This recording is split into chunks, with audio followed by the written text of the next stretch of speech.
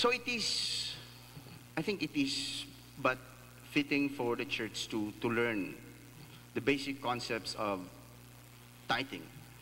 And when we talk about tithes, it means tenth part. Tenth part. It's founded in Leviticus 27:30. A tithe of everything from the land, whether grain from the soil or fruit from the trees, belongs to the Lord. It is holy to the Lord. 10%. But you will be surprised, my friends, to know that 10% is really not the exact measurement if we study the scriptures thoroughly.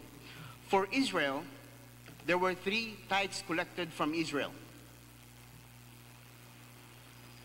10% to support the priests and the Levites. It's Numbers 18:21. And there is a tithe, second tithe, for sacred celebrations.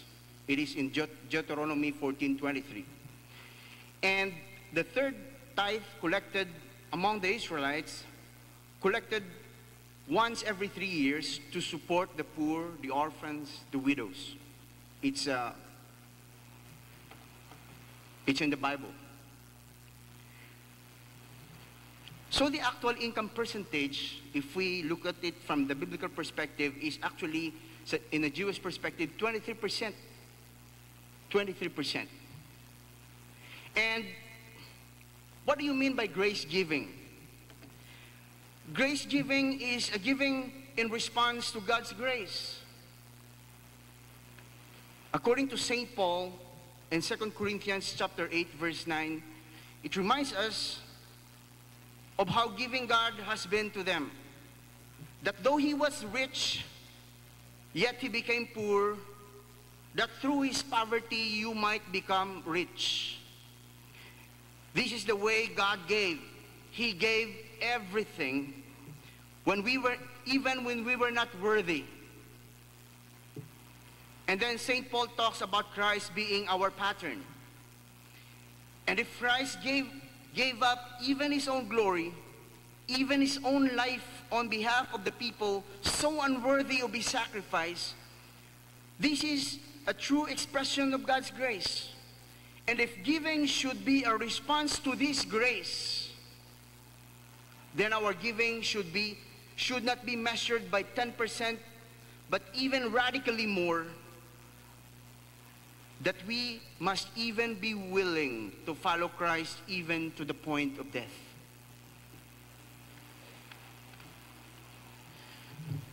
What if tithing is actually one of God's great gifts to us? What if tithing is not opposed to grace, but is actually a vehicle of it? And do you think that grace is not present in the Old Testament? Just look at the cycle of God's relationship with his people.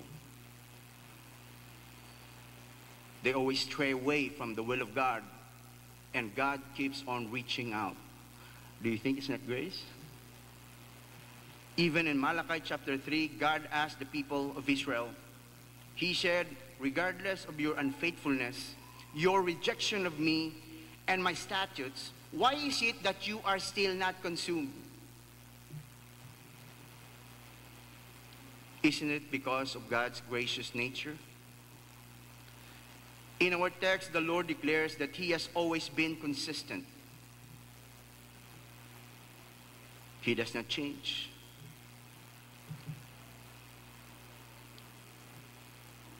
So if God has been gracious in the past, he has always been gracious, even to the present, even to the future. And I came across an article written by John Ortberg, where he described tithing as God's training wheels. And I like the idea, so I borrowed it as a title of my sermon today. And you know how training wheels work.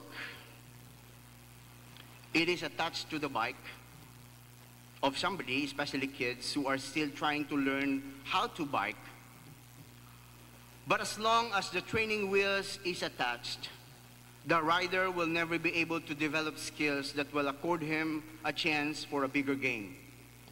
Because one day will come when he will develop his skills that he had to get rid of the training wheels in order to join Tour de France or Ronda Pilipinas.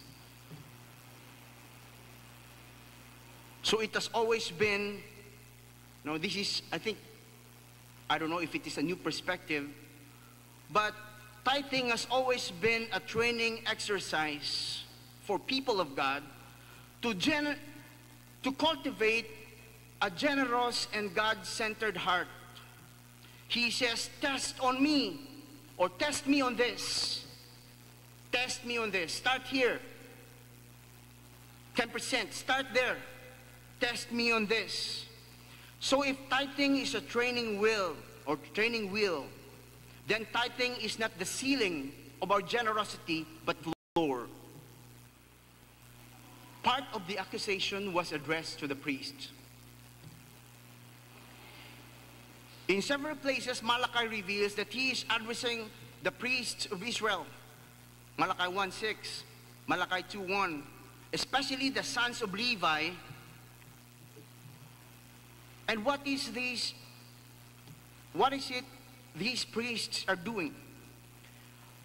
God's accusation was they sneer at the commands of God, saying such things are weariness. Mga ritual na, kakapoy na niya. So ang ila pag-offer pa sa payan, they bring contemptible offerings to God. They accept stolen, sick, and lame animals, meaning to say their offerings were substandard. They exploit wage earners, widows, and orphans, Malachi 3:5.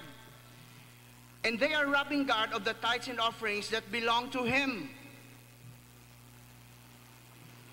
These are serious accusations.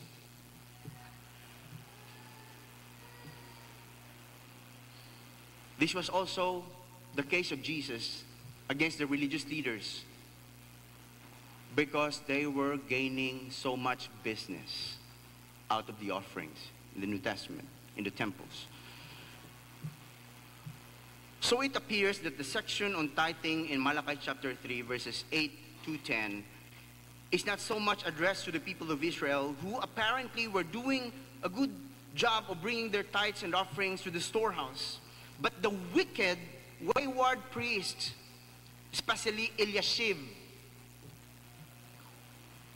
who were removing the tithes and offerings from the storehouse for their own personal gain. Maybe they were selling them or hoarding them for themselves. And the accusation of God is, you are robbing me and the nation of Israel.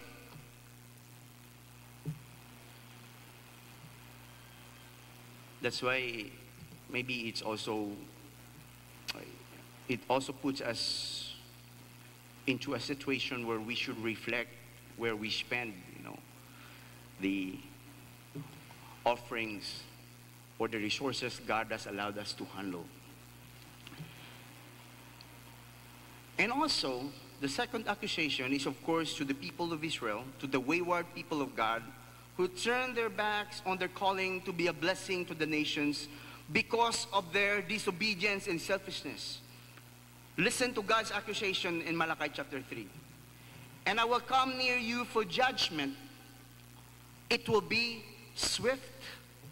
I will be a swift witness against sorcerers, adulterers, perjurers, against those who exploit wage earners and widows and orphans, and against those who turn away an alien, those who are not generous to strangers, because they do not fear me, says the Lord of hosts.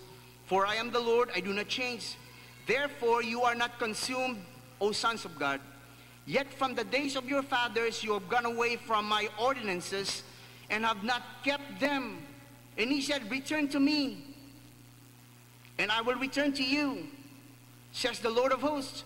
But you said, in what way shall we return to you? And God said, bring the offering to the storehouse. The priests who are supposed to disburse the tithes were corrupt. The offerings did not go to where it was intended to be spent. The populace also forgot about their stewardship. The foundation of their faith that the earth is the Lord's in its fullness thereof. That all the resources that come to them, not just the 10% or even more, halintanan sa Ginoo, it all comes from God.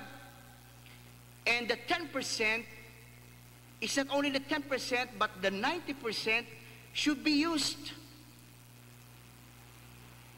in the furtherance of God's kingdom. So the question in tithing is not only on how much you give, but what you do with what is left to you. So accusation sa ila sa Ginoo is that abusado sila. Total katag naman kami 10%. Ang 90% ni Samon pagusto na rin kami. Because we have already paid, this is the concept, we have already paid God the 10%. You know, we can make use of the 90% left to us in whatever way we wish.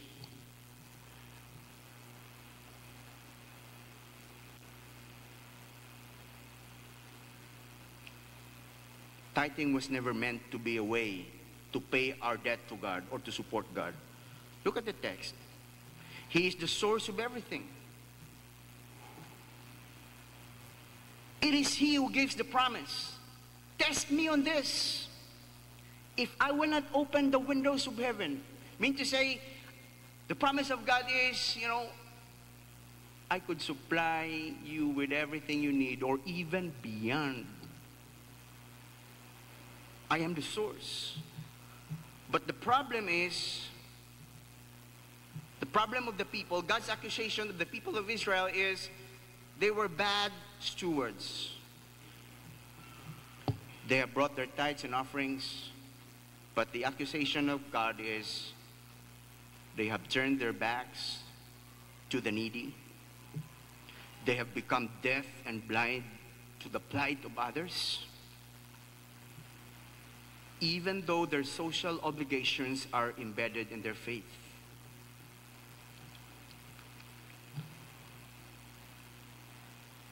In these two accusations directed to the priest and directed to the people, the cause of this is one: selfishness. Selfishness. Because the priest wanted to hoard it for themselves. The people of God did not want to part with their material possessions. The gift and not the giver took the throne of their hearts. They have forsaken the major commandment to love the Lord their God with all their hearts, soul, and strength. This is the issue. In the perspective of the Jewish faith, tithing was a reminder that all human beings were created with a need to give. If tithing is a training wheel, what is the training for? Tithing cultivates our capacity to give. Why does God want His people to excel in generosity? Because it has always been connected to God's greatest commandments, which are, number one, get to love God, to love the Lord their God with their whole being. Tithing trains us to become God-centered rather than material-centered.